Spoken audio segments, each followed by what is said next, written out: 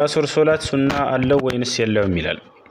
የአሱር ሶላት ነቢያችን ሰለላሁ ዐለይሂ ወሰለም ሐዲስ ላይ ብለዋል፣ ረሒመ አላሁ እምረአን ሰላ አርበዐን ቀብለ አልዐስር፣ ከአሱር ሶላት በፊት 4 ረክዓ ሱናት ሶላቶችን የሰገደን ሰው አላህ ይዘንለት ብለው ዱዓ አድርገውለታል።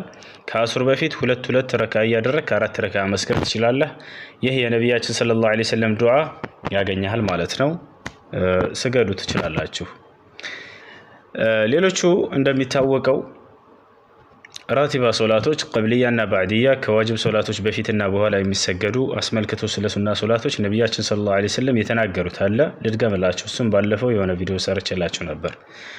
ነቢያችን ሰለላሁ ዐለይሂ ወሰለም ሐዲስ ላይ እንዲህ ብለዋል፣ መን ሰላ ፊል የውሚ ወለይላ 12 ረክዓ በነ አላሁ ለሁ በይተን ፊል ጀና፣ በቀንና በሌሊት 12 ሱና ሶላቶችን የሰገደ ሰው 12 ረክዓ ሱና ሶላቶችን ለሰገደ ሰው አላህ ጀነት ውስጥ ቤት ይገነባለታል ብለዋል።